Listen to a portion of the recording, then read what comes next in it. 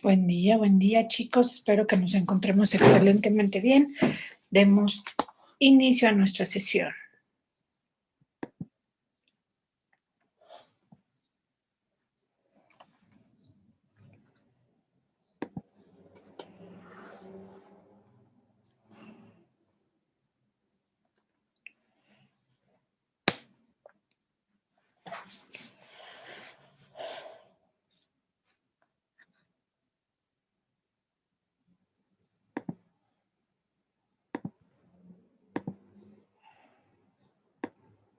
Buen día chicos, espero que estemos excelentemente bien. Ya estamos en conexión al fin y pues comencemos por favor. Equipo que nos va a compartir el día de hoy, por favor, ubíquense a ver si ya estamos todos completos o nos falta alguno. Todavía hay un par de compañeros en proceso de ingresar. Ya están ingresando, pero para que ubiquen si les falta algún integrante, si no les faltan integrantes, excelente. Hagan sus pruebas técnicas y adelante, por favor.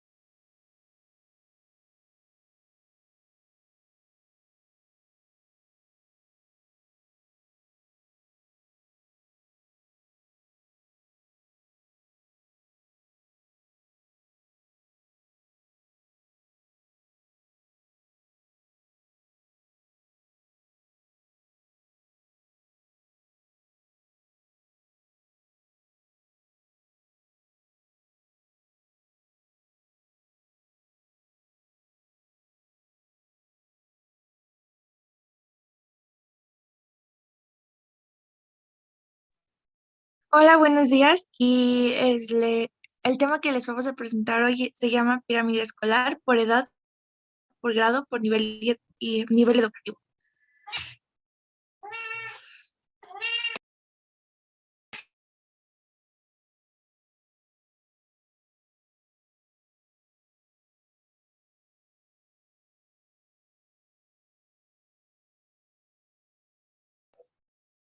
¿Qué es la pirámide escolar? Dentro de esta pirámide vienen las modalidades y nivel del sistema educativo, tipos, niveles y grados. En la Ley General de Educación se establecen tres tipos de educación, que es la básica, la media superior y la superior. Básica. La educación básica está integrada por tres niveles: el preescolar, primaria y secundaria.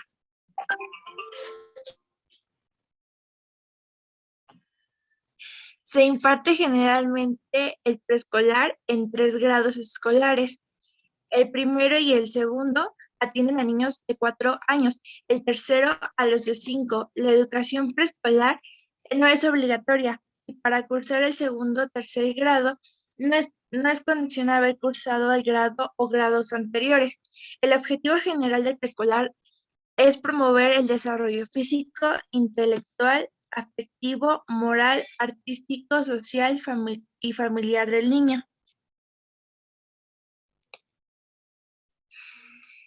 El preescolar implica que el alumno desarrolle su autonomía e identidad personal para progresivamente se reconozca en su identidad cultural y nacional.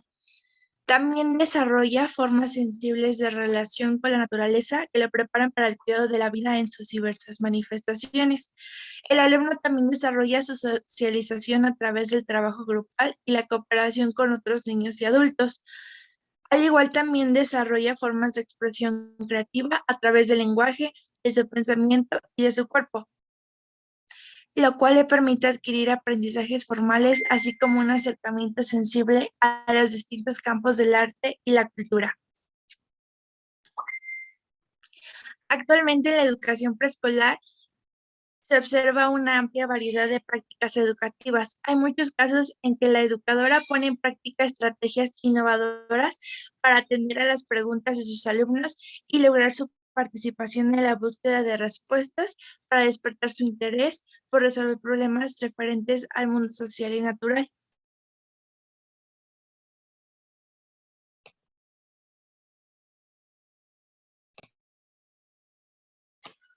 El siguiente nivel es la primaria. La primaria para niños la cursan en 6 años, 6 grados, bueno, se divide en 6 grados. Los niños en esta edad escolar tienen de 6 a 14 años y se imparte en medios urbanos, rural, conforme al plan de estudios establecidos en 1993, el cual incluye 8 asignaturas, que es español, matemáticas, ciencias naturales, historia, geografía, educación cívica, artística y física.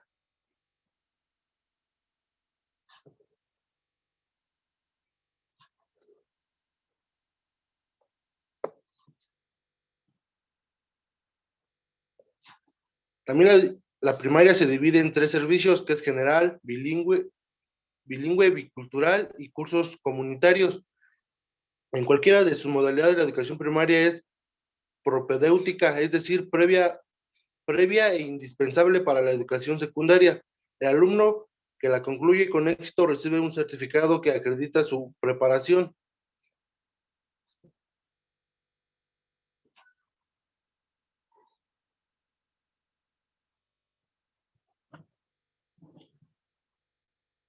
El siguiente nivel es la secundaria, es de carácter obligatorio. La educación secundaria es el tercer y último nivel que conforma la educación básica. En la educación secundaria, un grupo es atendido por diferentes maestros, uno por cada materia cursada. Por ello, la relación de alumnos se presenta por grupo en vez de por maestro.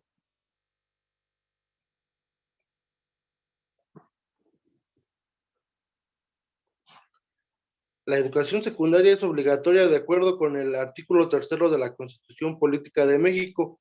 La educación secundaria se imparte de manera general, trabajadores,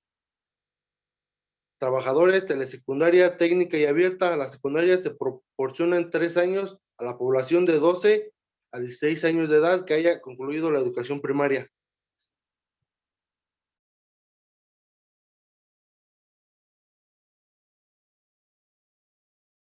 La educación media superior. La educación media superior comprende el nivel bachillerato y la educación profesional técnica. El bachillerato se imparte generalmente en 3 grados, aunque existen programas de estudio de 2 y de 4 años. Esta educación se imparte aproximadamente entre los 14 y 19 años. El certificado del bachillerato es obligatorio para ingresar a la educación de tipo superior. La educación profesional técnica existen programas de 2 hasta 5 años, aunque la mayoría son de 3 grados. Se orienta a la formación para el trabajo técnico y casi todos los programas son de carácter terminal. El artículo 3 de la Constitución establece que este tipo educativo es obligatorio a partir del 9 de febrero del 2012 y plantea lograr la cobertura total en sus diversas modalidades en el país, a más tardar en el ciclo escolar 2021 a 2022.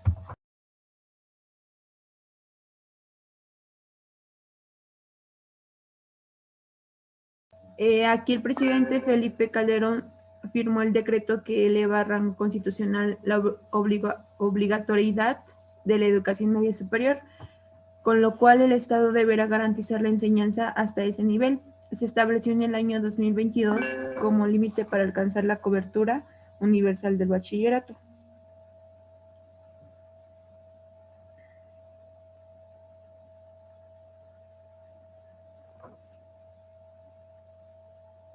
Ahora bien, educación media superior. Este tipo de superior se conforma por 3 niveles: técnico superior, licenciatura y posgrado. La edad es de 15 y 17 años.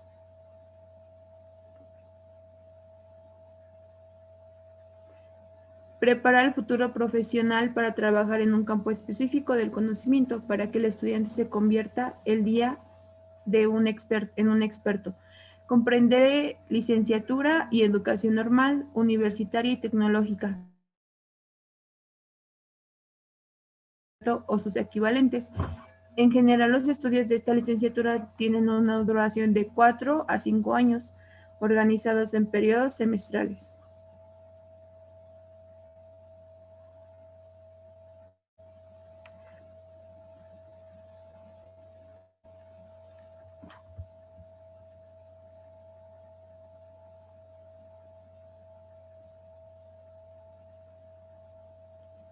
El técnico superior se orienta a la formación de profesionales capacitados para el trabajo en un área específica. Los programas son de 2 años, son de carácter terminal y no alcanzan el nivel de licenciatura. Esta forma profesionista en diversas áreas del conocimiento con programas de estudio de 4 años o más. Se imparte en instituciones universitarias, tecnológicas y de formación de maestros, y es de carácter terminal. Asimismo, los estudios del bachillerato son obligatorios para ingresar a cualquiera de estos 2 niveles.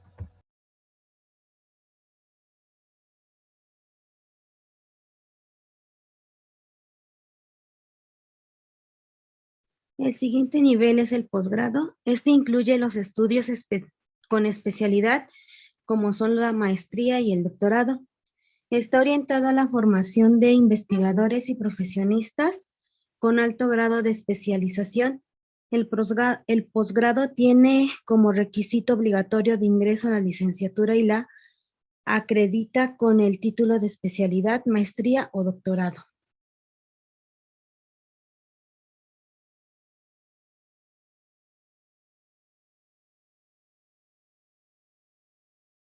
La siguiente es la especialización y esta profundiza el dominio de conocimientos teóricos, técnicos y metodológicos en uno de los aspectos o áreas de una disciplina profesional o de un campo de aplicación de varios profesionales, aplicando la capacitación profesional a través de un entrenamiento intensivo.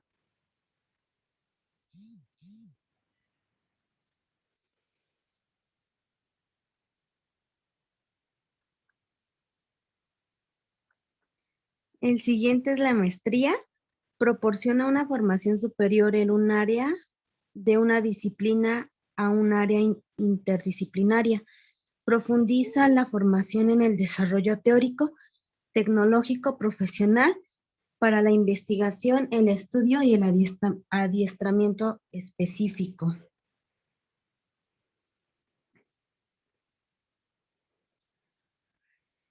Y por último es el doctorado. Esta es una formación de investigadores que pueden lograr aportes originales en un área de conocimiento. Dichos aportes originales estarán expresados en una tesis de doctorado de carácter individual. El término doctor es erróneamente utilizado con frecuencia para realizar a profesionales de la medicina, licenciatura en medicina, siendo que nunca ha realizado estudios de doctorado.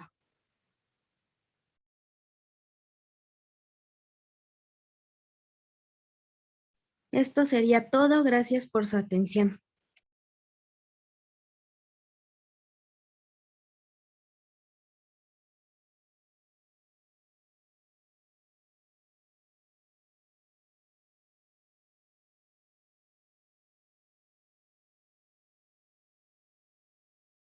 ¿Tienen alguna duda?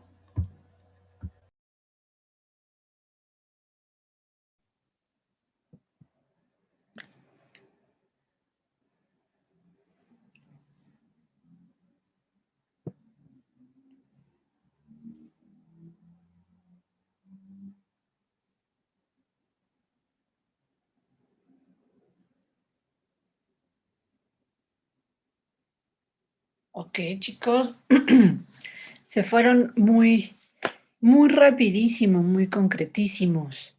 Valdría la pena que tal vez nos dieran más detallitos de cada uno de los niveles, pero bueno, ustedes se organizaron de esa manera. Evidentemente faltan las actividades y eso ya nos ayudará bastante a ver las dudas, si es que hay alguna duda, y también para poder identificar cuáles son estos niveles, cómo se fueron estructurando y generando como obligatorios, no obligatorios, etcétera, que son parte, es parte de esta información que esta pirámide escolar nos va, nos va proporcionando desde la educación básica hasta la educación superior, con el objetivo, por supuesto, de poder comprender correctamente qué es la pirámide educativa, ¿ok? Que más allá de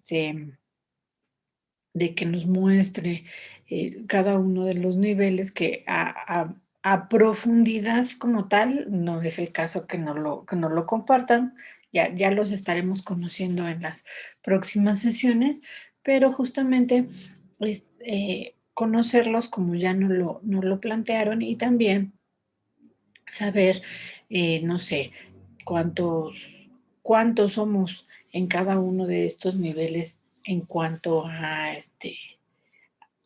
algunos porcentajes o grupos sociales que se encargan de, vale la pena en este punto, tal vez también saber la SEP, cómo funciona en esta pirámide, qué nos dice, qué pirámide tiene la SEP en este sentido, para que nosotros la conozcamos de una mejor manera, chicos. Pero eso ya lo estaremos descubriendo en el trayecto de esta sesión y pues justo ahora en este interludio que hice para que los compañeros digirieran un poquito de información a ver si tienen dudas, pues si hay dudas, grupo, por favor exprésenlas y si no es el caso, pues entonces estamos atentos a las actividades.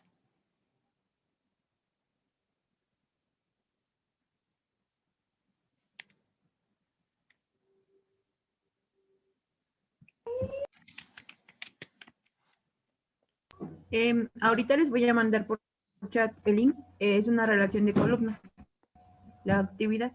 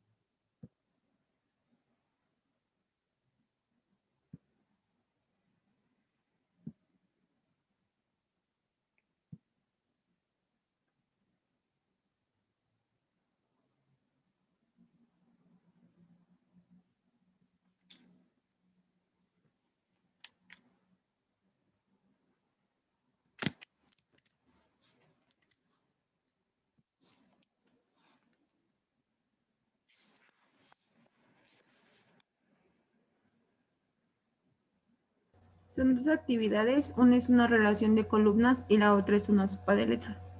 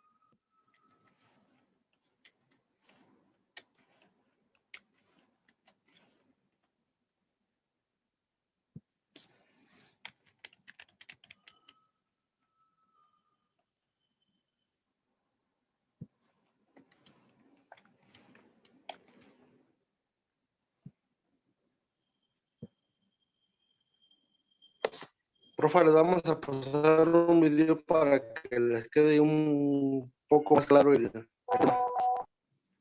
Está muy bien. Adelante, adelante.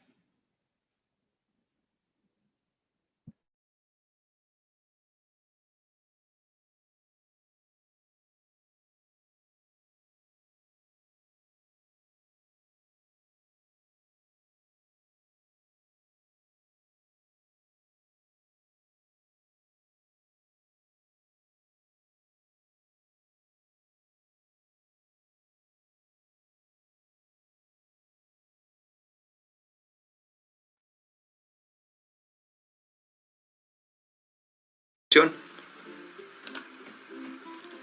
50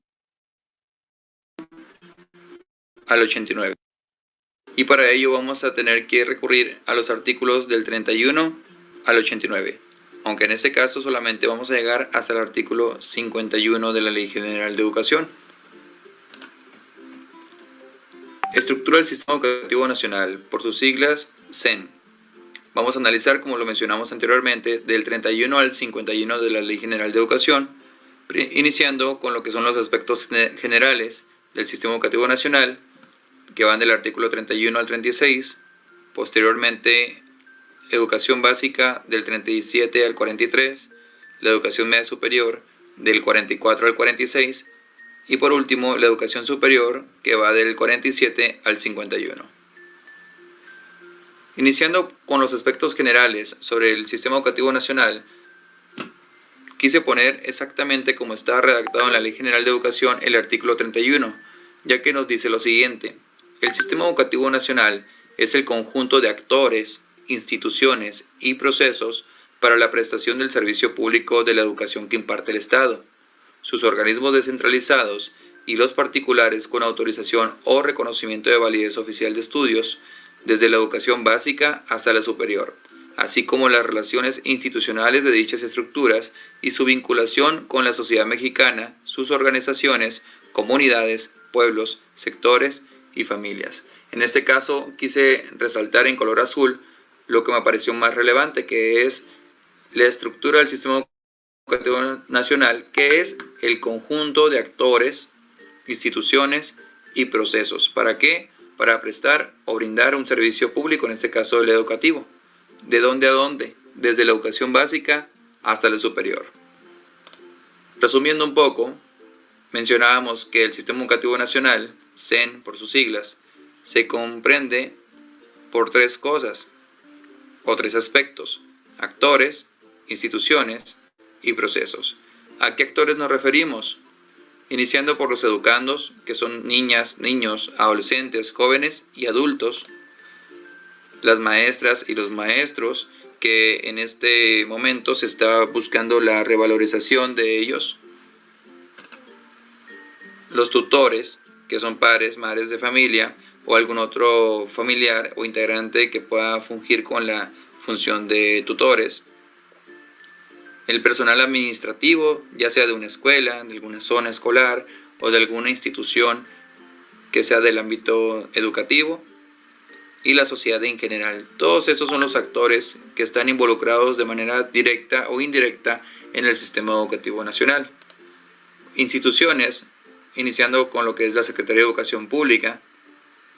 En este caso, un servidor radica en el estado de Sonora. Tenemos la Secretaría de Educación y Cultura, y en cada una de las 32 entidades federativas hay una secretaría que se encarga de todo lo relacionado con la materia educativa.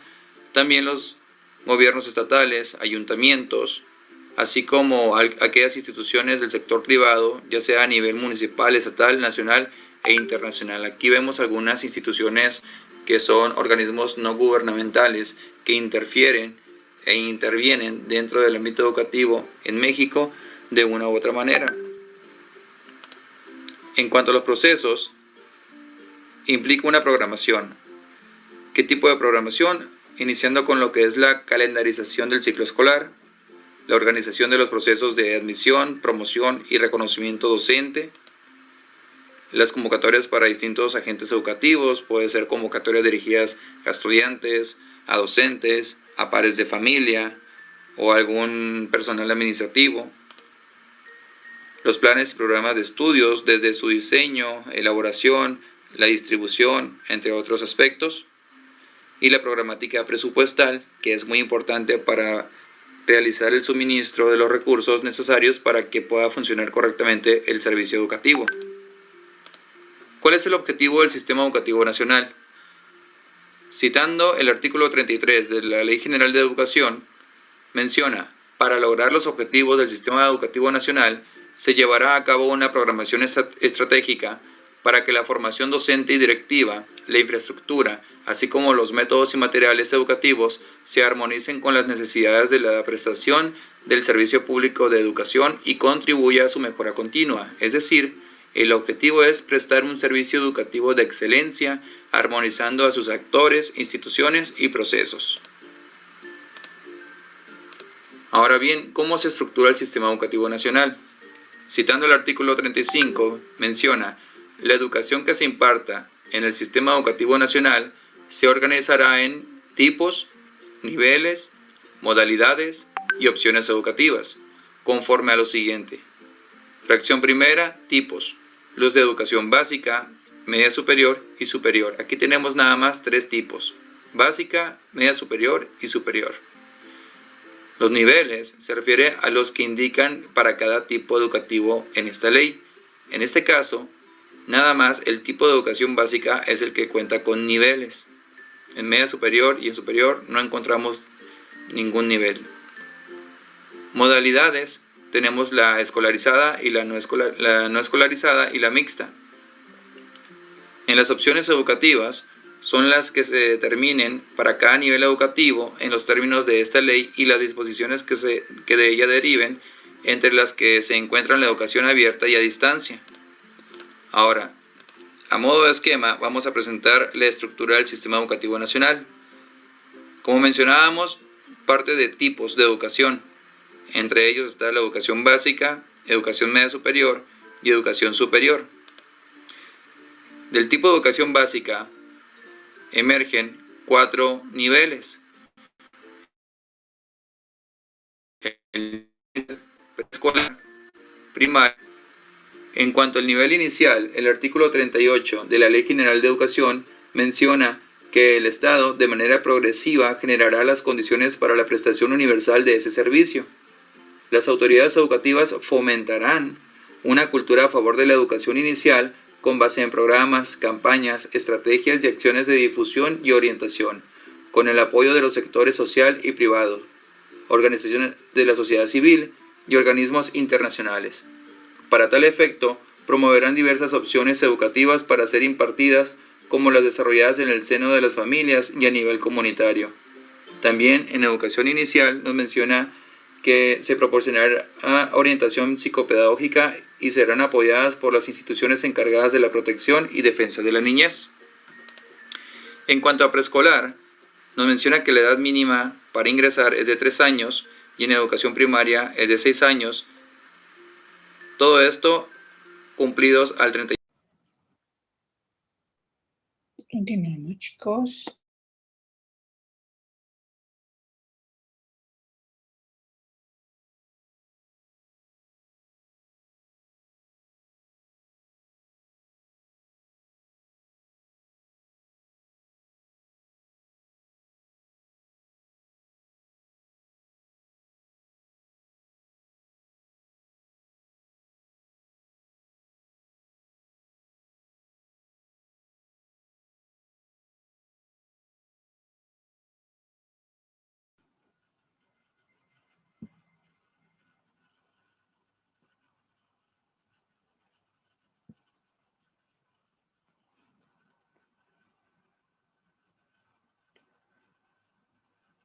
Se nos interrumpió el video que estábamos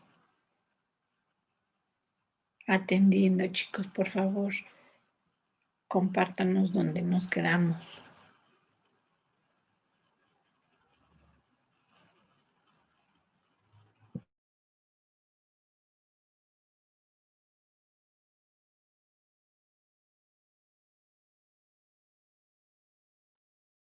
Cumplidos al 31 de diciembre. Por ejemplo, si un niño o niña tiene 2 años 10 meses, en el momento que va a iniciar el ciclo escolar, puede ingresar a lo que es el nivel de preescolar, porque al 31 de diciembre ya habrá cumplido los 3 años.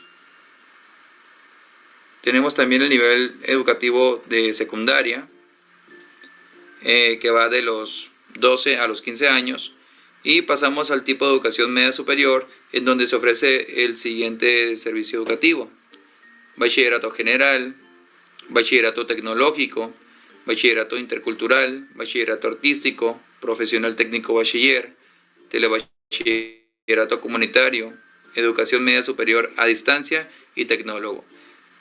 Aquí en lo que es bachillerato tecnológico o profesional técnico bachiller es donde vemos alguna modalidad dual, o donde podemos obtener la formación de bachillerato general y también egresar con una carrera técnica o una preparación para el ámbito laboral. En la educación superior tenemos licenciaturas que van de 4 a 5 años aproximadamente, una especialidad, una maestría, doctorado y la educación normal. En ese caso, la educación normal es aquella destinada para la formación de maestras y maestros. En cuanto a las modalidades, tenemos la escolarizada y la no escolarizada. En la modalidad escolarizada se refiere al conjunto de servicios educativos que se imparten en las instituciones educativas, lo cual implica proporcionar un espacio físico para recibir información o formación académica de manera sistemática y requiere de instalaciones que cubran las características de la educativa. En cuanto a la modalidad no escolarizada, es aquella destinada a estudiantes que no asisten a la modalidad escolarizada, es decir, se caracteriza por la inexistencia de una institución y donde el sistema de influencias, o dicho de otro modo, la responsabilidad del proceso educativo se comparte entre diversos agentes, incluyendo a la familia, así como a la comunidad, y en que el papel del educador disminuye un protagonismo y se convierte en un promotor y facilitador.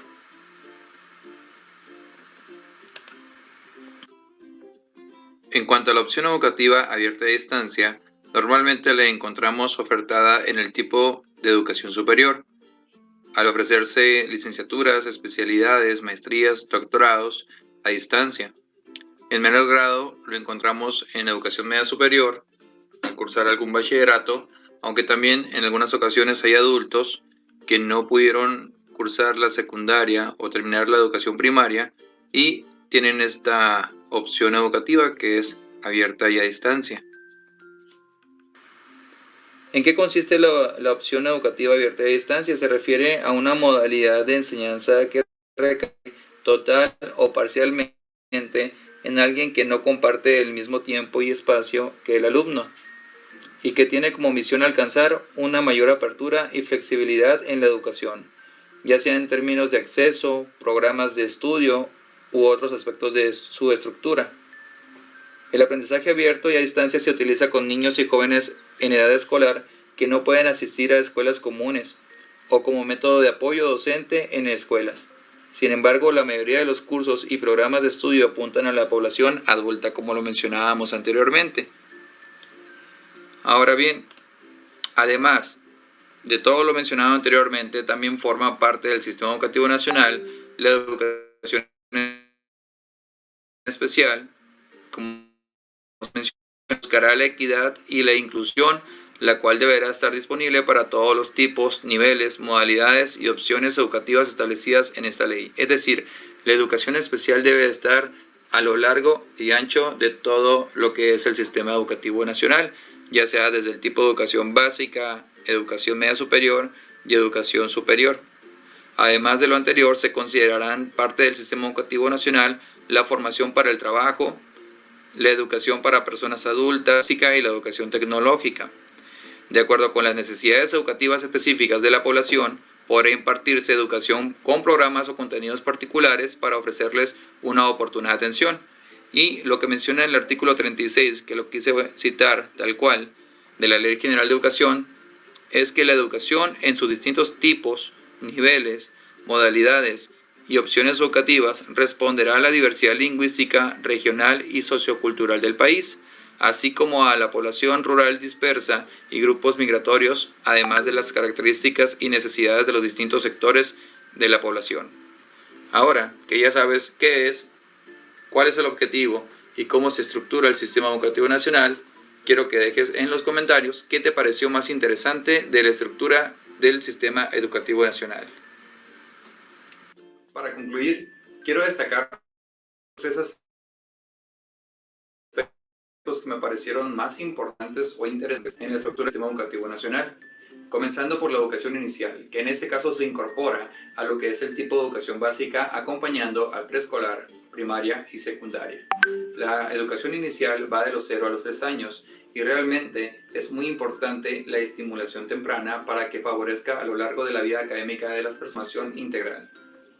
Ahora, en la educación superior, que es el último tipo que tenemos en el Sistema Educativo Nacional, la obligatoriedad es algo que realmente puede favorecer a la ciudadanía, ya que eso va a implicar esfuerzos por parte de las instituciones de educación superior y del gobierno en otorgar cobertura y en otorgar becas para que las personas puedan acceder a ese tipo educativo. Por último, las opciones educativas, que en este caso es abierta y a distancia, hacen que las personas que tengan complicaciones en asistir a una institución para recibir educación puedan hacerlo, ya sea por situaciones socioeconómicas que tengan que trabajar o alguna otra razón, y esto ayuda a que todas las personas podamos acceder a un servicio educativo.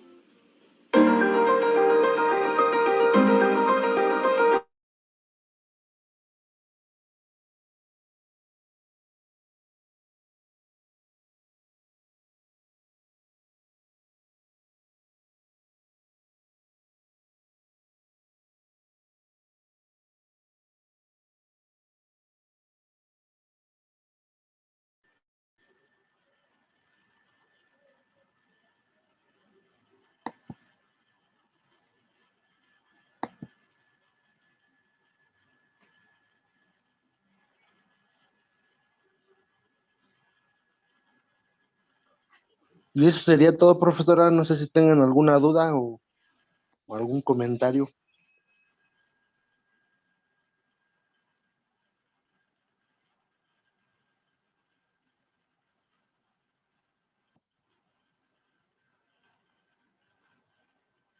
Parece que no.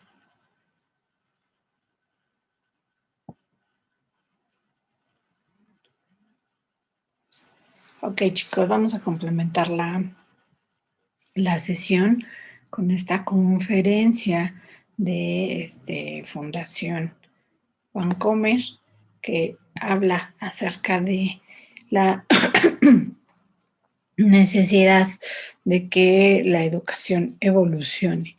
Entonces, ya que conocemos ahorita,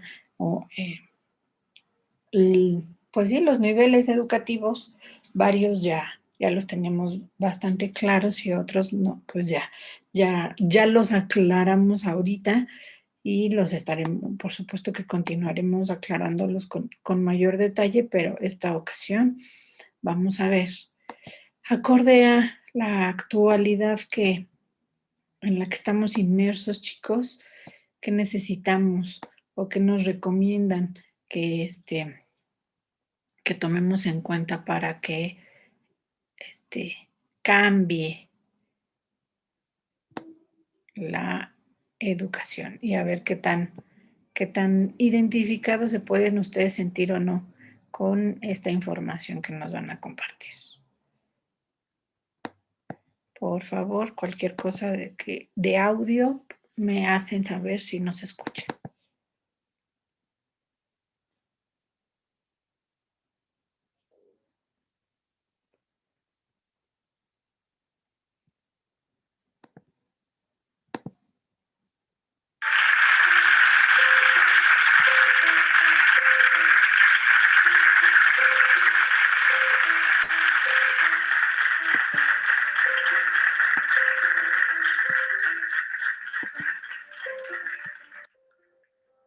Muchísimas gracias. Soy Sonia y soy como vosotros y vosotras, experta en educación.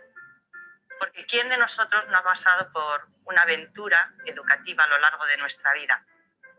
Yo os voy a contar la mía, y la mía es especialmente azarosa, y veréis por qué. En la vida hay dos tipos de aprendizajes. Unos que tienen una dimensión muy clara, una orientación muy clara, que vienen pautados a lo largo de nuestros estudios, normalmente son aprendizajes académicos, y otros que son aprendizajes que yo llamo vivenciales o experienciales. Los primeros, la verdad es que yo bueno, pues me afané muchísimo durante mi etapa escolar. A mí me daban todas las estrellitas del mundo. ¿A quién no le han dado estrellitas por el buen comportamiento o por lograr cosas que hacían que las personas a las que apreciábamos, nuestros profesores, nuestros padres, nuestros mayores, les hiciera sentir bien? Lo cierto es que es el mismo mecanismo con el que enseñamos a los animalitos a cumplir con un objetivo determinado, pero funciona, porque todos los seres humanos queremos ser queridos y buscamos con anhelo ese aprecio en los demás. Así que nos esforzamos por hacer aquellas cosas que piden de nosotros. Posteriormente, tuve una adolescencia en la que también cumplí todas las expectativas, en este caso eran las de mis amigos, que también tenían el listón muy alto, y os puedo asegurar que tengo una experiencia top como adolescente. Y bueno, pues ahí uno comprende que realmente las expectativas de las personas con las que convivimos también influyen en nuestro comportamiento. Es después cuando aprendemos que realmente ya no necesitamos a nadie más para decirnos qué expectativas debemos de tener sobre nuestra vida. Nos convertimos en verdaderos domadores de hábitos, costumbres, objetivos que queremos conseguir. Yo, sinceramente, creo que aprendí lo suficiente como para, bueno, pues sacar 2 carreras, una en psicología, otra en educación, un máster, un doctorado. Bueno, tuve hasta la suerte, desde el punto de vista ya personal, de tener 3 hijos maravillosos. Y eso yo creo que, bueno, pues completa una carrera educativa en la que puedo decir que como madre, profesora y directora de centros escolares, que después también tuve ocasión de fundar alguno, pues salvo la parte política, había hecho casi de todo. ¿Quién me iba a decir a mí que precisamente en ese momento, cuando todo parecía bajo control, a mí se me regalara una beca que yo llamo Fulbright? Y la llamo Fulbright porque es una beca de pura luz, que es la traducción literal. En mi caso, la beca Fulbright vino por un diagnóstico similar al que tuvo Steve Jobs, Pavarotti y Rocío Jurado. Un diagnóstico que decía que tenía un cáncer de páncreas y que probablemente todas esas cosas que había hecho durante toda mi vida iban a tener un recorrido muy cortito a partir de ese momento. No hace falta que os diga lo que significa enfrentarte a la propia mortalidad. Es darte cuenta de que realmente la vida se vive en primera persona de singular y en tiempo finito. Es en ese momento cuando uno dice, espera un segundo, ¿qué sentido tiene que haya vivido todo este tiempo? Que tenga 47 años, que me den esta noticia y que haya cumplido tantas expectativas de tantas personas tan diversas. ¿Cuáles son las mías realmente? Y lo que más miedo te da es que realmente no es que la vida se acabe, todos sabemos que la vida se va a acabar, sino que realmente no hayas vivido suficiente contigo misma en suficiencia. Quiero decir, la vida de Sonia solo la puede vivir Sonia. El resto de los puestos están ocupados. Y es en ese momento en el que uno se da cuenta de que realmente, incluso en aquellas cosas por las que siente pasión, como es mi caso con la educación, hay formas de hacer las cosas mejor. Se pueden hacer cosas muy bien y se pueden hacer cosas muy bien por las razones correctas. La verdad es que cuando sucedió aquello me pregunté, quiero más tiempo, pero ¿para qué quiero más tiempo? ¿Para qué quiero más tiempo? Y ahí es cuando empecé a hacer una lista, no de las cosas que me quedaban pendientes por hacer, que es de lo que casi todo el mundo habla. Empecé a hacer una lista de cómo quería, a partir de este momento, empezar a afrontar las cosas que eran importantes en mi vida. Me di cuenta de que, por ejemplo, en el caso de mis 3 hijos, se me habían quedado en el tintero muchísimas cosas que compartir con ellos. Y y no habíamos hablado de cosas fundamentales, me había centrado muchísimo en ayudarles y enseñarles a cumplir las metas y objetivos igual que a mí me habían enseñado a cumplir esas expectativas. Y se me quedaba en el tintero hablar de lo realmente importante. Lo mismo me sucedía en el ámbito de la educación. A partir de ese momento, si se me daba una segunda oportunidad, iba a querer hacer las cosas de forma diferente. Aprendí durante el tiempo del cáncer que hay mucha vida durante el cáncer. No solamente hay vida antes y hay vida después, sino que hay mucha vida durante. En esa vida durante yo aprendí 3 cosas fundamentales. Una, que a mí me salvaron la vida personas que eran ajenas a mí. Es decir, que todos estamos hermanados y que mi función en la vida, hiciera lo que hiciera después, iba a tener necesariamente que tener una conexión con el mundo de los demás. La segunda cuestión que aprendí es que vivimos en unas expectativas de control y que esas expectativas de control no tienen ningún sentido. Lo importante es vivir en la certeza de que uno está invirtiendo su esfuerzo en aquello en lo que cree. Y la tercera cuestión, que es fundamental, es comprender que la vida tiene un tiempo y que no hay tiempo que perder. Así que con todo esto volví a empezar, di un paso adelante y le dije a mi madre: mamá, a mí me encantaría cambiar la educación, me encantaría que realmente yo pudiera ser testigo, pudiera ver algún día que la educación en mi país pues tuviera una oportunidad de cambio y que fuera mejor, y que los niños en nuestro país tuvieran unas condiciones que pues mejoraran las actuales, ¿no? Y me dijo las 2 preguntas que nos hace siempre la madre, ¿no? ¿Qué necesidad tienes? ¿Y por qué tú? ¿Y por qué ahora? Mirad, estas son 2 preguntas que estoy convencida que se ha hecho muchísima gente buena que ha querido cambiar la educación anteriormente. Y son 2 preguntas trampas, son 2 preguntas que tienen una salida de emergencia para no hacer las cosas. Nos permiten una excusa. Pero la enfermedad me enseñó que la pregunta fundamental no es por qué yo, o por qué a mí, ni por qué ahora, sino ¿y por qué no?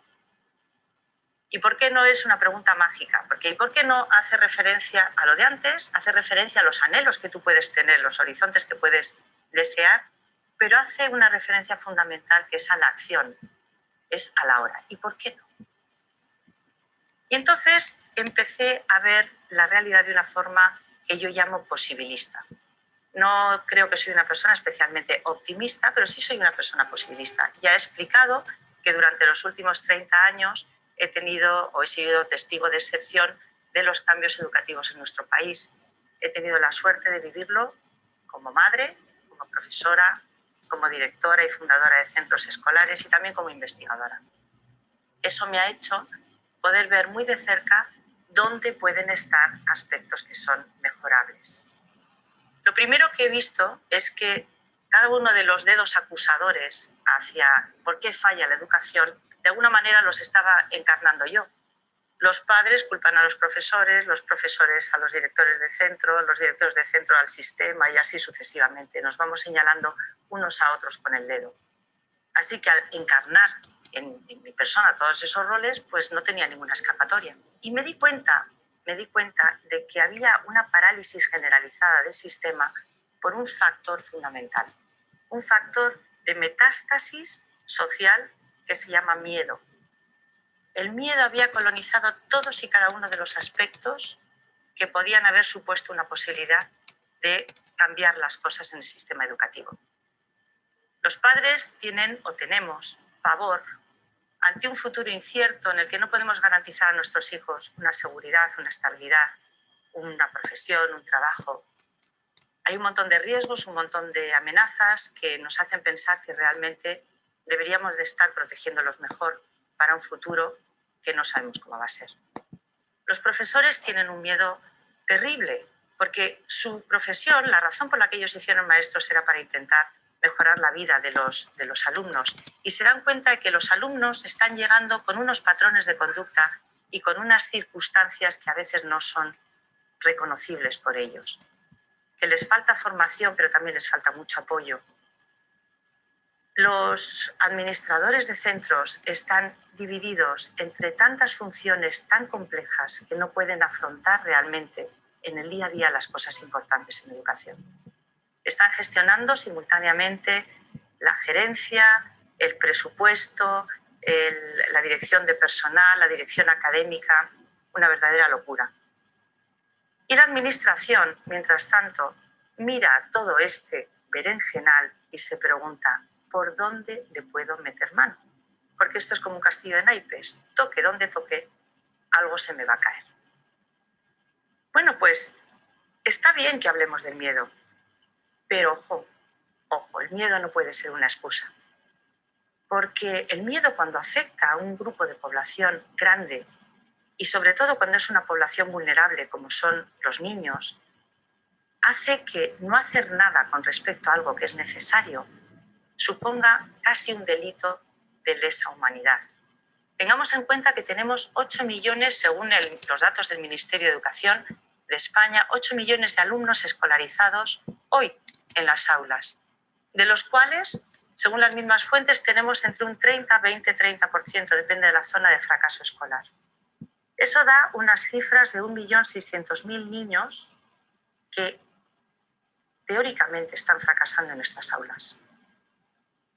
Si tenemos en cuenta eso viene a significar un grito aterrador de una población muy grande que nos está diciendo, por favor, mírame, préstame atención.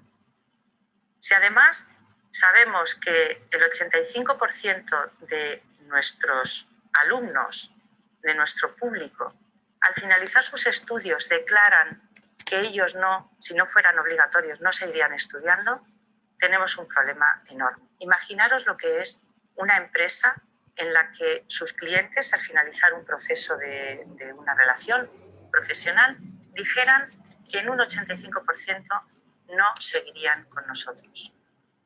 Sería dramático. Y sin embargo, todos estos son datos reales. Yo, en lo que estoy involucrada y que espero llegar a verlo en mi país en el tiempo que me queda, es una transformación de todo el paradigma educativo en el que está asentado el sistema educativo español. ¿Por qué creo que es esto necesario? Lo creo necesario porque el sistema que tenemos fue creado para un mundo que ya no existe. Los colegios de hoy son colegios que se crearon hace 2 siglos aproximadamente. La humanidad ha estado formándose y ha tenido educación a lo largo de toda su existencia. Y sin embargo, las estructuras escolares, tal y como las conocemos, solo tienen aproximadamente 2 siglos de historia.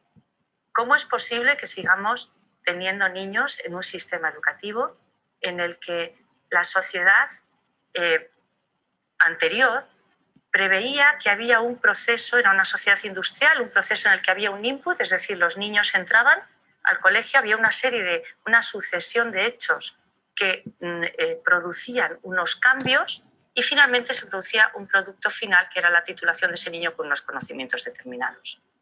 Era un mundo previsible en el que había familias muy extensas en comunidades muy pequeñas y en el que los niños acudían a la escuela con un maestro al frente y un libro de texto porque era la forma de abrirse camino hacia unos horizontes que de otra forma sería imposible. El mundo en el que vivimos actualmente es todo lo contrario. Tenemos familias muy diversas, muy diferentes a las que han venido existiendo a lo largo de la humanidad. Tenemos familias pluriparentales, monoparentales, homoparentales, familias muy pequeñas con un índice de divorcio que se ha duplicado en los últimos 10 años y además en una comunidad muy grande que está hiperconectada, que es el mundo entero. Los niños están yendo al colegio muchas veces para hacer el proceso contrario al que reciben en la sociedad en la que viven. Es decir, para encapsular ese conocimiento que está abierto en un referente, en un espacio y en una persona. Es decir, en 4 paredes donde agrupamos a los niños por edades, por fecha de nacimiento, con un maestro al frente y con un libro de texto. Efectivamente, todos somos conscientes de que esto es anacrónico. Es decir, si queremos realmente construir o sembrar para un futuro esperable, que es un futuro de cambios, que es ya un presente, pero un futuro de cambios, de un mundo de incertidumbres, de un mundo en el que la creatividad, la capacidad de colaborar con otros y la posibilidad de tener espíritu crítico o decidir qué es lo correcto y lo que no es correcto es necesario, ¿cómo es posible que lo hagamos con las herramientas que lo estamos haciendo? No es ninguna quimera, lo hemos hecho cuando hemos tenido buenas razones y desde luego hemos hecho inversiones como sociedad mucho más grandes para hacer soterramientos o creación de infraestructuras en nuestro país. Así que, sinceramente, creo que este es el momento de la acción. Es el momento de crear esas posibilidades entre todos. No se puede hacer de forma aislada, tiene que haber un compromiso por parte de todos y, desde luego, lo que sí tengo muy claro es que no se empieza de ninguna otra manera que no sea dando el primer paso en primera persona de singular, como decía, es decir, poniendo por delante la voluntad de que ese cambio se produzca y no la confrontación. Así que creo que entre todos lo podemos hacer posible, dar ese primer paso de acción, ese primer paso de educación. Hola Sonia, soy Francisca y después de escuchar tu historia de lucha, me gustaría saber qué has aprendido de toda esa adversidad y cómo la aplicas en el día a día.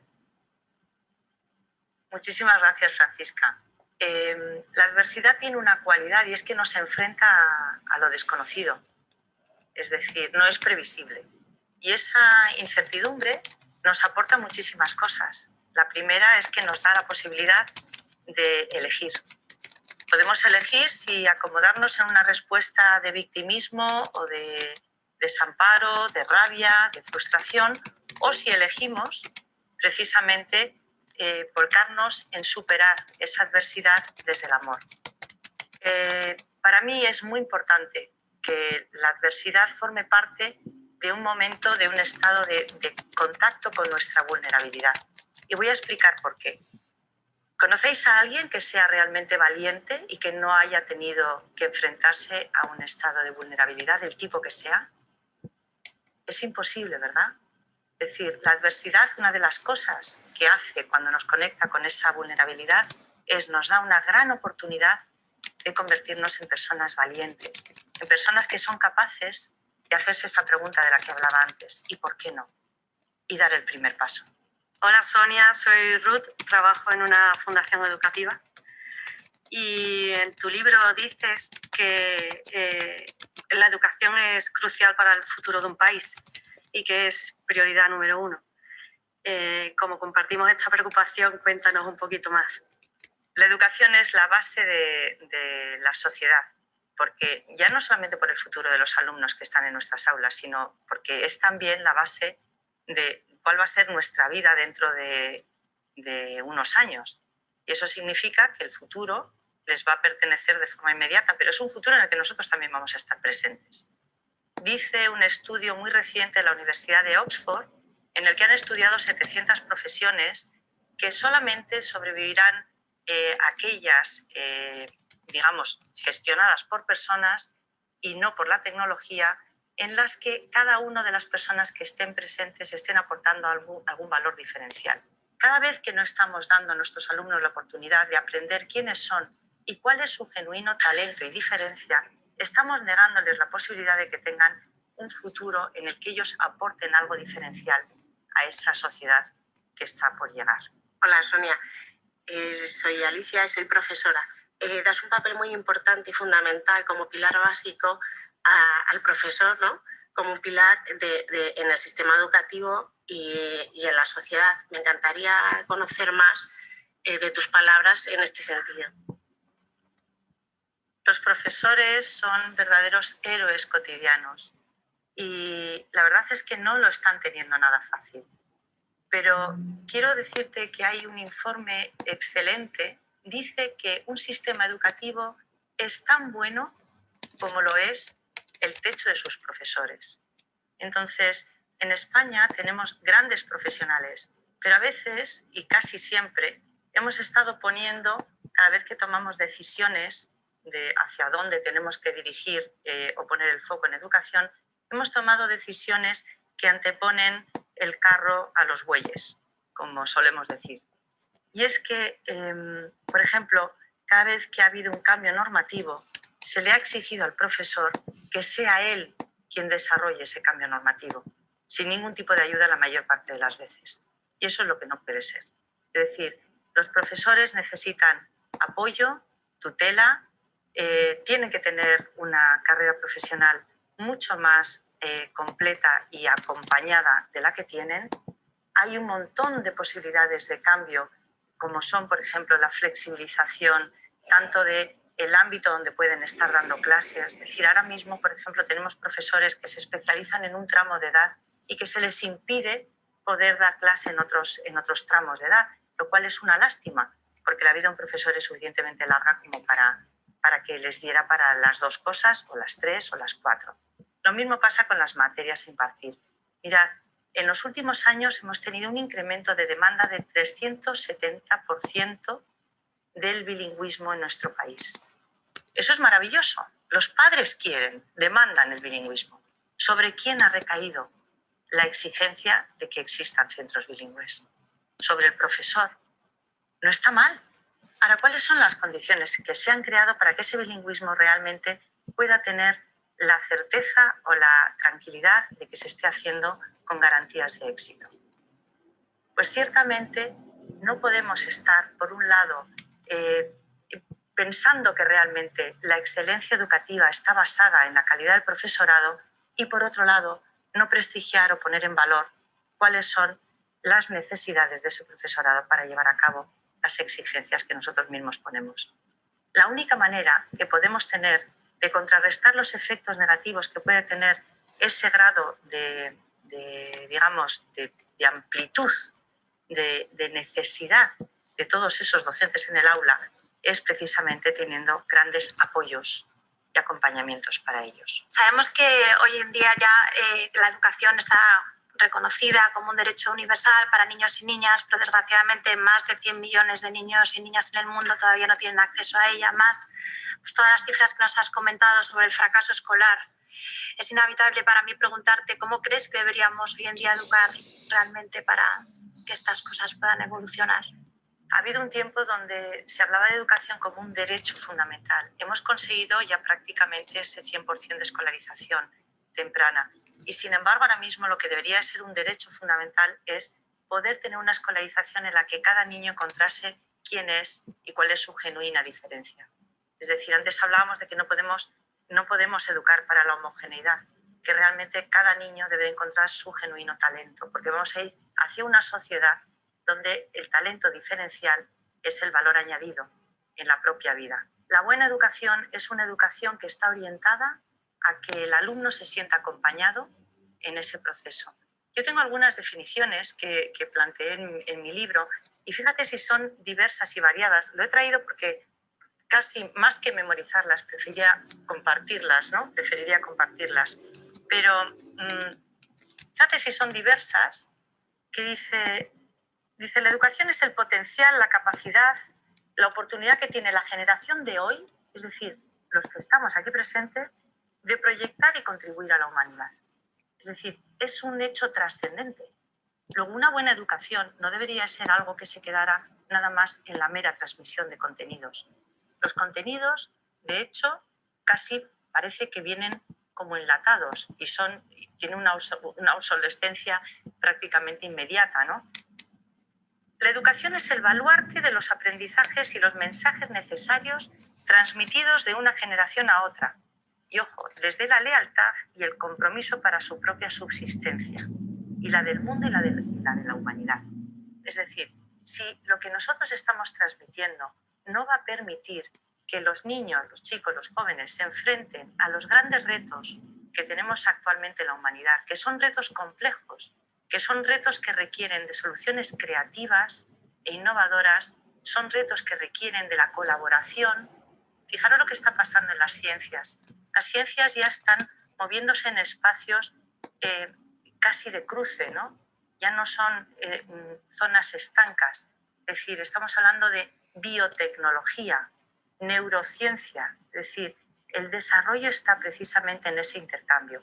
Luego, si queremos formar para el mundo de mañana, va a tener que haber una flexibilidad en el ámbito de la educación para que los niños también puedan permitir estudiar materias con otros y con proyectos que realmente sean complejos y que haya que resolver de manera práctica para otros. Otra definición sería: la educación es un acto de amor sostenido y sostenible en el tiempo. Es un proceso que ofrece, es decir, que da y que recibe, que toma. es movimiento, intercambio y acción. Es decir, ciertamente querer mucho a un alumno o a un hijo, porque educamos todos, no es digamos, lo único, no va a conseguir que ese alumno triunfe en la vida, pero os puedo asegurar que sin ese amor, sin esa parte emocional, no va a suceder. Es decir, hay una parte que es fundamental para que la buena educación exista y es el vínculo emocional. En los colegios, en las instituciones educativas, en las aulas, debe de existir vínculo emocional. Los neurocientíficos están diciéndonos continuamente que la emoción es fundamental para que uno aprenda. Es necesario que exista gozo intelectual. En la educación tradicional, el placer parecía que estaba reñido con el hecho de aprender. Había que aprender desde el dolor, desde el sufrimiento. Y ahora estamos conectando con todo lo contrario. Sin embargo, la última definición yo creo que es la que sintetiza más la función y que es la que coincide un poco con la visión que Sir Ken Robinson, que es un gran maestro y un gran profesor en la materia, dice: la educación etimológicamente proviene del latín extucere, encaminar de dentro hacia afuera. Se refiere al que aprende los medios de abrirse al mundo, es decir, al que aprende. No habla del que enseña. La educación es del que aprende, de abrirse al mundo, de sacar lo mejor de sí, de encaminarse hacia el pleno desarrollo de sus posibilidades. Probablemente esta sea la más completa y la que sintetiza de mejor manera y viene en el diccionario. Es decir, ahí está, yo creo que el gran reto que tenemos que vivir actualmente. Es decir, cuánto de educación destinamos a que sea el aprendizaje la primera figura y el aprendiz la primera figura de lo que sucede, o la enseñanza. Y fijaros que he dicho aprendiz, no he dicho el estudiante, porque aprender es mucho más que estudiar. Hola Sonia, soy Ana, soy madre de un niño de 4 años. Sé que además de directora y maestra eres también madre. ¿Qué nos propones para sacar el máximo potencial de nuestros hijos y de nuestros alumnos? El máximo potencial debe ser uno mismo, en su máxima y genuina diferencia y potencialidad.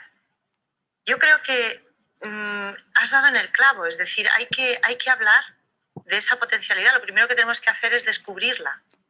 Y para descubrirla y para permitir que ellos descubran quiénes son, tenemos que primero tenemos que hacer lo que hagamos con máximo respeto por el niño. Es conveniente que cada vez que vayamos a implementar, especialmente desde la parte docente, cada vez que vayamos a implementar algo nuevo en el aula, tengamos muy claro que tiene que tener evidencia científica. No se puede hacer experimentación con la excusa de la innovación en las aulas. Tiene que haber una evidencia científica que lo soporte. Lo segundo que tenemos que tener presente, insisto, antes de implementarlo, es el respeto al niño.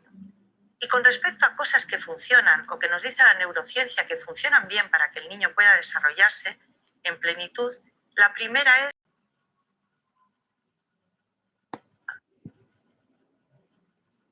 Continuamos, chicos. Continuamos.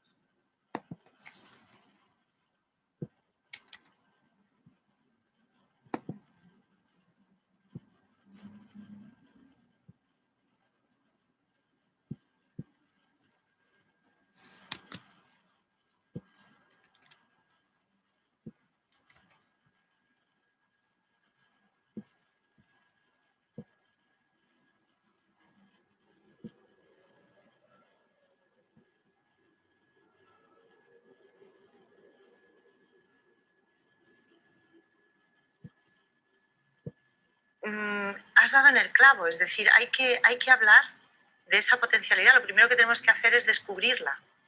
Y para descubrirla y para permitir que ellos descubran quiénes son, tenemos que dejar, bueno, primero tenemos que hacer lo que hagamos con máximo respeto por el niño. Es conveniente que cada vez que vayamos a implementar, especialmente desde la parte docente, cada vez que vayamos a implementar algo nuevo en el aula, tengamos muy claro que tiene que tener evidencia científica. No se puede hacer experimentación con la excusa de la innovación en las aulas. Tiene que haber una evidencia científica que lo soporte. Lo segundo que tenemos que tener presente, insisto, antes de implementarlo, es el respeto al niño. Y con respecto a cosas que funcionan o que nos dice la neurociencia que funcionan bien para que el niño pueda desarrollarse en plenitud, la primera es el juego. Hay que dejar que los niños jueguen. No solamente que los niños jueguen, nosotros los adultos deberíamos de jugar más también. El juego es un elemento fundamental para el crecimiento de los alumnos, para el desarrollo de su total potencialidad, que era tu pregunta. Juego cuanto más libre y cuanto más abierto, mejor. Cuanto más en la naturaleza, mejor. Cuantas más posibilidades ofrezcamos a los niños para que ellos diseñen tanto la actividad como las normas, como la estructura de esa actividad de juego, mejor. El juego es una de ellas. Otra de ellas te diría que podría ser, junto con el contacto con la naturaleza, podría ser cualquier actividad que tenga que ver con la exploración. Es decir, todo lo que tenga que ver con la curiosidad y que permita que los niños se hagan preguntas y que se cuestionen cualquier realidad que tengan delante, va a ayudarles a tener espíritu crítico, un pensamiento crítico. A pensar se aprende y a llegar a tomar decisiones se aprende también. Luego, conseguir que nuestros niños tomen decisiones y se hagan responsables de las decisiones que han tomado es una forma de precisamente desarrollar esa potencialidad. Porque, como hemos dicho al principio, la capacidad de aprender está dentro de cada uno de nosotros. Es decir, sin que el alumno quiera aprender, es imposible que aprenda. Pero por otro lado, un alumno que quiere aprender, no hay manera de pararlo. Hola, Sonia. Muchas gracias por esta maravillosa presentación. Soy Marian. Mi pregunta es, ¿qué escuelas han producido mayor impacto en ti? Y, en tu opinión, si encuentras que exista algo en común de todas las escuelas del mundo. Qué buena pregunta, muchísimas gracias. Sí, existe demasiado en común de todas las escuelas del mundo. Una de las cosas que me llama la atención es que hemos conseguido, es casi algo absolutamente viral, hemos conseguido homogeneizar la educación independientemente del lugar de origen, de la raza, del clima, de la cultura, de la religión. Es decir, es casi antinatural. En cada país y en cada cultura y en cada clima comemos de forma diferente, vestimos de forma diferente, nos comportamos de forma diferente, tenemos diferente música y, sin embargo, todo el mundo puede reconocer que es un colegio cuando llega a cualquier lugar, por muy remoto que este sea, porque suele ser, está tipificado como un lugar donde hay un adulto al frente, un solo adulto, normalmente cerrado, los niños agrupados por fecha de nacimiento.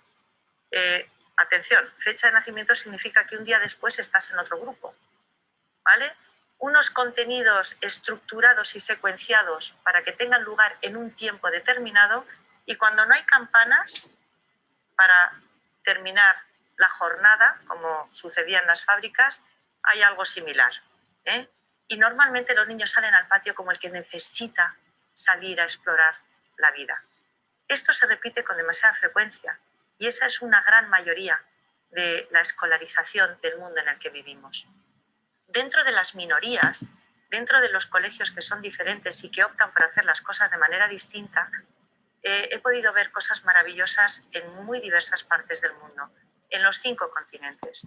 Y lo he podido ver en colegios de, digamos, alto standing y con grandes recursos y en escuelas muy, muy, muy humildes.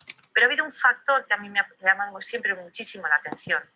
Lo más bonito, lo que más genera el clima que realmente debe de producirse en un aula es precisamente un buen profesor al frente de un proceso de exploración o aprendizaje de los alumnos, independientemente del lugar.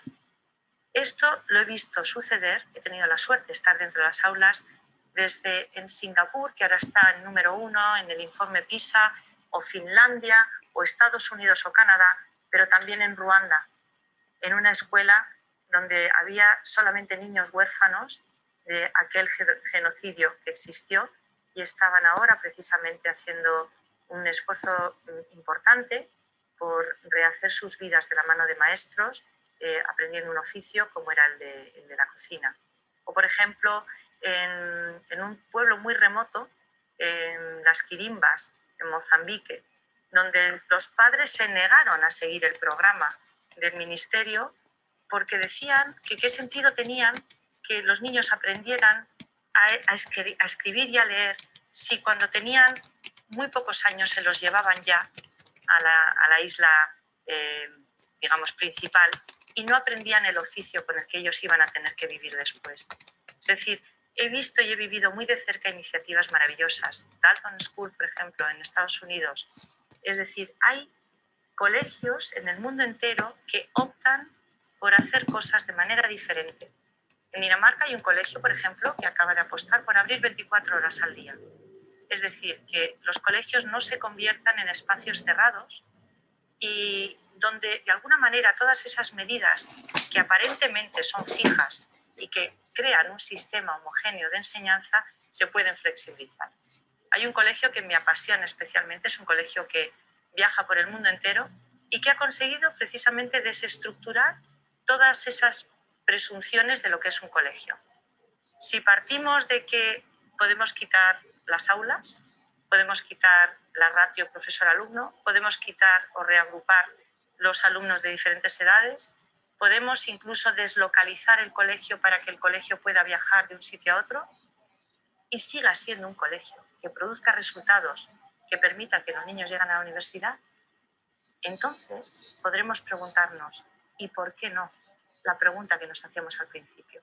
¿Por qué no lo hacemos? Porque realmente es posible que suceda cambiando todas las variables que se parecen o que se suponen que son fijas y estables.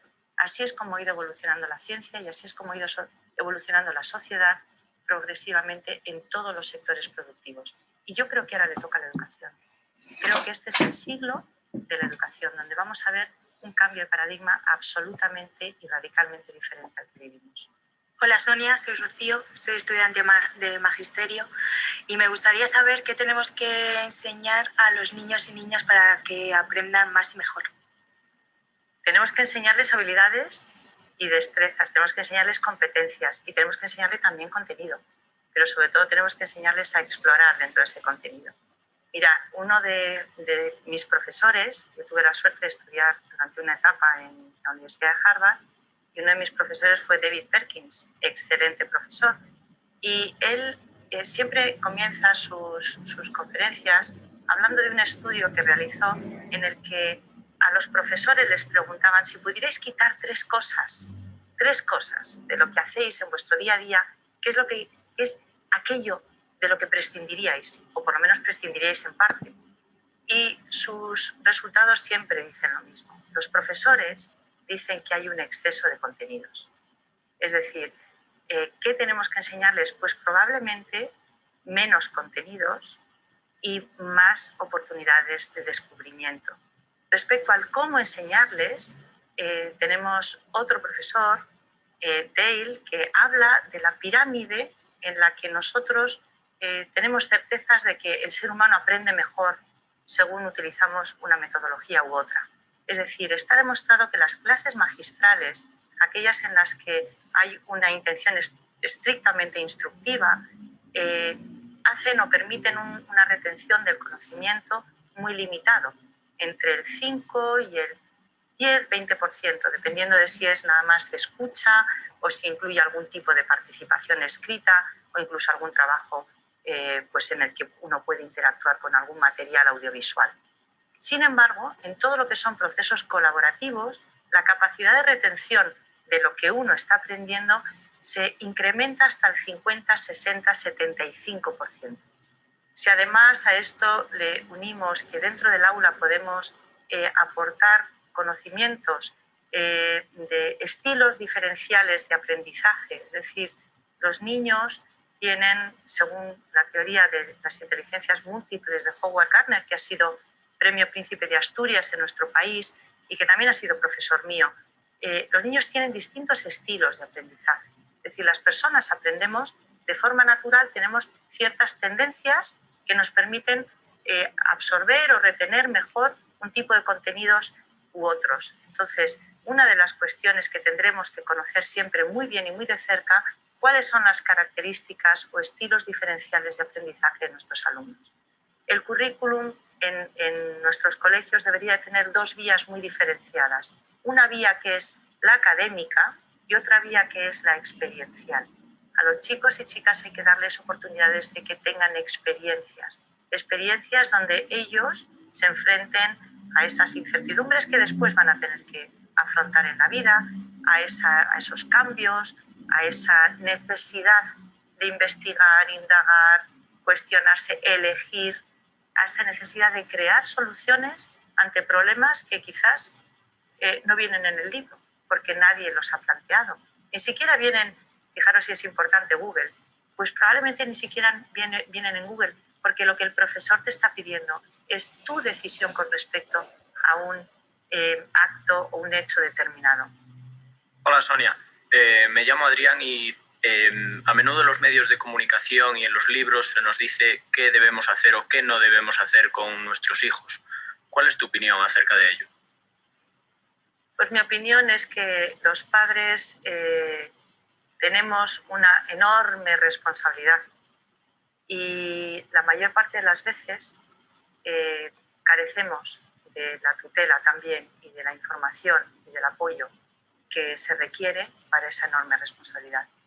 Mira, nosotros hemos pasado de tener una sociedad en la que teníamos un 30% de proporción infantil a una sociedad que tiene un 15 o incluso un 11%, depende de la zona de población infantil. El índice de natalidad ha descendido tremendamente. Nuestras familias están más solas que nunca, porque efectivamente todos esos cambios se han reducido ya y se han volcado exclusivamente sobre los hombros y los esfuerzos de la propia familia. Todas estas estadísticas que nos hablan de la diversidad familiar, lo único que está haciendo es señalar con el dedo que es un problema que tú tienes que resolver. Bueno, hay un hecho cierto y es que los niños no se pueden educar sin padres y que los padres son absolutamente necesarios para que se puedan educar en un montón de destrezas o competencias que son positivas. A ser generoso no se aprende en un libro ni se aprende en un proceso pautado. Es un aprendizaje de esos que decíamos al principio, vivencial. Y a ser generoso, igual que el amor, otro tipo de experiencias, se aprenden en el seno de una familia. Si las familias están ahora mismo sometidas a las presiones que estamos sometidos actualmente, con falta de apoyo, con falta de tiempo para compartir con nuestros hijos, las familias al final acaban teniendo la sensación de que realmente se les va de las manos, de que esto se les va de las manos. Eso está generando una desconexión importante y profunda de los niños con la sociedad en la que viven. Ya no se crían entre otros niños, entre otros iguales y entre otras familias extensas, porque empiezan a ser núcleos muy reducidos. Tienen el tiempo demasiado ocupado en actividades que les exigen, un rendimiento X, el que sea, y hay unas expectativas. Y tienen demasiadas pocas posibilidades de moverse con libertad. Los padres no somos guardianes de nuestros niños. Estamos llamados a querer, amar profundamente a nuestros niños, acompañarles y a estar a su lado para que cuando ellos den un paso en falso, siempre tengan a alguien a quien acudir. Pero no estamos llamados a ponerle los peldaños sobre los que ellos tienen que transitar. son ellos los que tienen que ir encontrando progresivamente su camino. Las estadísticas lo dicen. Los índices de estrés en nuestra infancia, los índices de patologías asociadas a esos estados de ansiedad, como la depresión, son cada vez mayores. Y nosotros, solos, los padres, no podemos ponerle remedio. Tiene que ser una actividad y una acción conjunta. Hola Sonia, soy Luna y bueno, quería preguntarte porque en tus libros hablas de lo que es esta figura del gran maestro, ¿no? Entonces me gustaría saber un poquito más sobre esa figura y a qué te refieres con este concepto. Pues mira, voy a contarte una anécdota muy reciente. Hace muy poco se me convocó para dar un discurso y después de mi charla hice un análisis de qué es lo que estábamos poniendo en valor en esos premios. Y curiosamente lo que estábamos poniendo en valor no tenía nada que ver con las razones por las cuales, digamos, se autoriza a un profesor. Es decir, a un profesor se le da un título de magisterio, se lo gana, quiero decir, lo estudia, con una licencia para que se le otorgue, normalmente se suele hablar así, se le dé un aula. Bueno, pues ese profesor con su aula y con una normativa, con un maletín de herramientas en el que se le da, pues, por ejemplo, 1,5 metros cuadrados por alumno en el aula, un sistema de evaluación y de corrección y de valoración de los alumnos determinado, un libro de texto, un programa. Se le da una serie de condiciones, a veces hasta tecnología, para que desarrolle su función. Hay muchos grandes maestros que no reciben esos premios, esos reconocimientos, pero están a pie de alumno y a su lado para escuchar aquellos procesos que ellos quieren compartir con ellos. Todos los profesores que estaban siendo premiados, todos se estaba poniendo en valor precisamente que habían sido capaces de dibujar fuera de los márgenes. Es decir, el propio sistema está reclamando que nos salgamos un poquito de esos márgenes que están muy bien establecidos en una normativa excesivamente rígida y que nos impide hacer muchas cosas buenas que son necesarias en el aula. Y curiosamente, en paralelo, está sucediendo. Es decir, un buen profesor es aquel que encuentra las necesidades de sus alumnos y les da prioridad ante cualquier otro tipo de, digamos, petición o imposición o objeción que pueda tener el sistema. El gran maestro es aquel que tiene, desde luego, empatía con sus alumnos, es aquel que se pone de rodillas y está a su lado. Es aquel que observa y hace muchas preguntas. El gran maestro habla la mitad, por lo menos la mitad, de lo que habla su alumno en el aula. Y eso es muy importante, porque cuando vemos maestros que están demasiado volcados en enseñar, probablemente se les esté olvidando que la figura principal de ese proceso, que es el alumno, que es el que está aprendiendo, se está quedando al margen del proceso. Hola Sonia, me llamo Javier y soy padre de 2 niños. ¿Crees que le damos demasiada importancia a las notas? Yo creo que sí les damos especial y excesiva importancia a las notas porque realmente ¿qué es lo que estamos midiendo? Tendemos a pensar que la evaluación es sinónimo de la medición y no es así. Es decir, medimos aquello que prestigiamos y acabamos pensando que solamente es importante aquello que medimos. Y esa es una trampa fundamental desde el punto de vista de las notas. Lo primero que tenemos que hacer es hablar de evaluación más que de medición. Y una vez que hablemos de evaluación, tenemos que tocar también todo el ámbito experiencial. Es decir, cuando nosotros vamos a unas vacaciones y estamos en un hotel y hacemos una descripción y una valoración de qué es lo que hemos vivido, no marcamos una cifra, no decimos, han sido unas vacaciones suficientes o han sido unas vacaciones notables. No lo hacemos. Hacemos una valoración mucho más completa. Tenemos una serie de sensaciones que están asociadas a lo que allí ha pasado. Incluso en lugares que quizás no pasarían por una medición de altura, nosotros podríamos darle un 10. porque el aprendizaje, la experiencia, lo que haya sucedido, es importante y tiene sentido para mí. Entonces, lo primero que tenemos que hacer es hablar de evaluación. La evaluación tiene que ser un proceso mucho más completo y más complejo que el de la mera medición. Un examen puede ser un referente de una imagen fija, de una situación de valoración de un contenido determinado después de un proceso determinado. Pero a ese examen probablemente hay que añadirle una valoración del propio alumno, la autoevaluación. ¿Tú cuánto crees que sabes? Defiéndeme lo que tú crees que has aprendido. Y defiéndemelo con cariño y con respeto hacia ti mismo. ¿Por qué es importante o relevante lo que estás estudiando? ¿Cómo te ha llegado? ¿Qué impacto ha tenido en tu vida? La otra cuestión que hay que valorar es, objetivamente, cuál ha sido el resultado de todo ese proceso. ¿Cómo lo estás documentando? A mí me parece que es fundamental que cuando estemos evaluando a un niño y cuando estemos viendo el resultado académico o experiencial del niño, tengamos un documento de referencia que se parezca más al personal portfolio que tienen los profesionales. Cuando nosotros vamos a presentar quiénes somos, da igual el sector en el que estemos, no llevamos nada más el DNI, ni llevamos desde luego el expediente académico. Mire usted, es que yo soy ingeniero y tengo unas notas excelentes de final de la selectividad.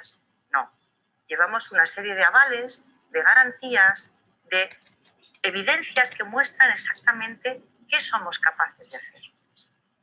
No llevamos un currículum mortis que dice todo lo que hemos hecho, sino que llevamos un currículum vitae que dice cuál es la potencialidad de lo que yo voy a poder aportar en este proceso. Cuando hablamos de evaluación con los niños, es muy importante que incluyamos también toda esta parte experiencial. Es verdad que a muchas familias les da mucha seguridad tener la referencia de una nota. No solamente es verdad eso, sino que además suele ser un arma arrojadiza para tranquilizar los ánimos de quien no tiene muy claro cómo va el niño. La nota me marca el escalón o el escalafón, especialmente con respecto al vecino, de dónde está mi hijo. Y eso es lo que no puede ser. No es baladí que una persona, ni es solamente una parte actitudinal, que una persona sepa trabajar o colaborar en equipo. No lo es. No es baladí que una persona haya venido con una solución creativa. No lo es. No es simplemente una anécdota que un alumno haya venido con una propuesta que, aunque no sea la respuesta correcta, es una respuesta original que abre un campo de desarrollo, de investigación, para que descubra, como lo hizo Edison en su día, que quizás esa no es la forma de hacer una bombilla. Pero es su proceso y eso tiene que estar valorado en el proceso de evaluación. Así que sí, probablemente hablamos demasiado de notas y hablamos demasiado de notas generando un estrés absolutamente innecesario tanto en los padres, en el colectivo de padres, como en los alumnos. Hola Sonia, mi nombre es Magdalena y me ha gustado mucho tu término de aprendiz, así que voy a decir que soy un aprendiz. He visto que nos has mencionado alguna vez la palabra amor y he escuchado también que has dicho que la mayor innovación educativa es el amor y quería saber si nos lo podías explicar un poco más. Sí, probablemente es un poco, fuera del contexto tradicional, ¿no? Parece que una charla técnica empieza a hablar de cosas técnicas y, sin embargo, lo primero que tenemos que recuperar es precisamente esa parte, ese vínculo emocional que se produce en un aula. No aprendemos solos, no es verdad que aprendemos solos, aprendemos juntos. Y para eso necesitamos no solamente un espacio privado en el que se respete nuestra propia identidad, sino necesitamos oportunidades que nos vayan dando otros.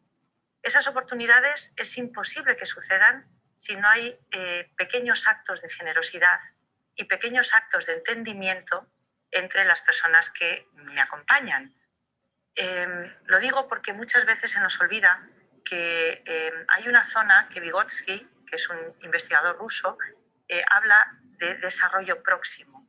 Es decir, no solamente somos capaces de lo que somos capaces en nuestra identidad, sino somos capaces de hacer todo aquello que con los demás y acompañados por los demás somos capaces de llegar a hacer.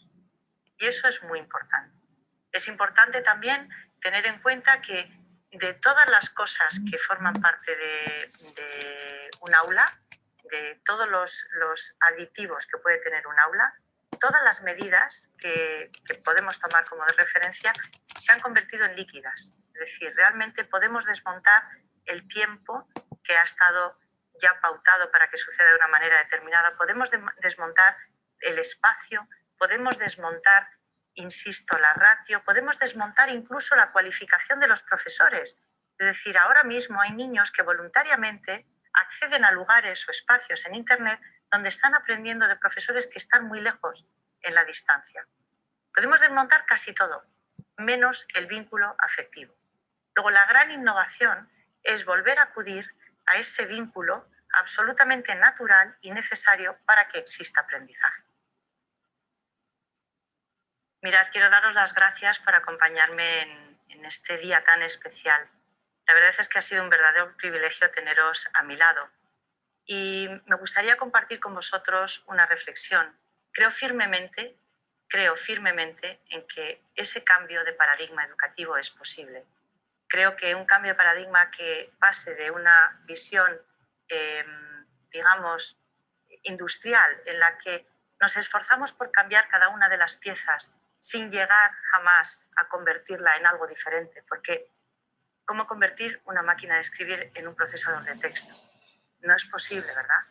Entonces, creo firmemente que ese cambio de paradigma se va a producir, y se va a producir porque de hecho ya está sucediendo, pero está sucediendo entre padres, profesores, alumnos, personas que quieren que suceda. Y ahí estáis vosotros. Yo quisiera que el día de mañana, cuando nuestros alumnos estén ya en el momento de ejercer su profesión, puedan decir que nos equivocamos en algo, pero también que aceptamos en algo. Y sobre todo, que no nos dimos por vencidos, que lo intentamos y que gracias a ese intento algo habrá cambiado. Hay un pequeño escrito que me gustaría compartir con vosotros. Es de Pablo Picasso y habla precisamente de cómo esa posibilidad de crear nuevos horizontes sucede cuando las personas que estamos dispuestas nos unimos y queremos que suceda. Mirad qué bonito texto. Dice: yo no busco encuentro. Buscar es partir de hechos conocidos y querer encontrar algo conocido en lo nuevo. Encontrar. Eso es lo totalmente nuevo. También en el movimiento. Todos los caminos están abiertos y lo que se encuentra es algo desconocido. Es un riesgo, una sagrada aventura. La incertidumbre de tales riesgos solo la pueden asumir quienes se sienten protegidos en la desprotección, quienes en la incertidumbre o en la desorientación se sienten guiados, quienes en la oscuridad se abandonan a una estrella invisible, y se dejan atraer por su destino en lugar de fijarlo a partir de sus limitaciones humanas. Esta apertura ante todo nuevo conocimiento, hacia toda nueva vivencia interior y exterior, esa es la esencia del ser humano moderno, quien, a pesar del miedo de ser arrasado, experimenta, sin embargo, la gracia de sentirse amparado en la manifestación de nuevas posibilidades. No hay vuelta atrás. El mundo ya está pidiendo a gritos que exista un cambio de paradigma educativo. Y por mucho que finjamos que no escuchamos o que nos quedemos paralizados, no va a haber ningún cambio, ningún avance. La única posibilidad es que realmente empecemos a vivir en la incertidumbre que nos sobreviene con absoluta naturalidad, asumiendo que en algo nos equivocaremos, pero que merece la pena intentarlo. Muchísimas gracias de corazón por haber compartido conmigo, ya os digo, este día tan especial. Gracias.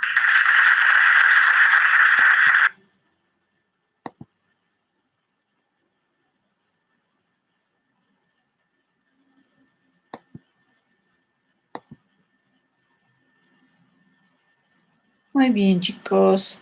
Termino la charla y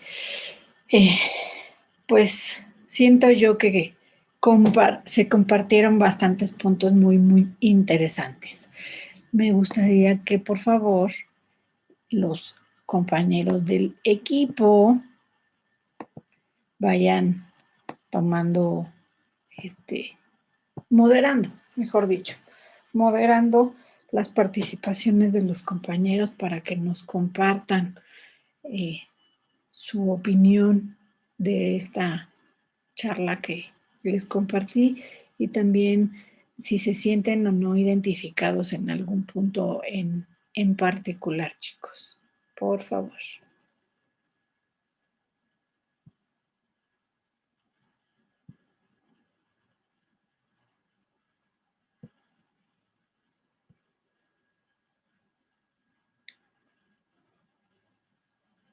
¿Quién del equipo comienza para empezar?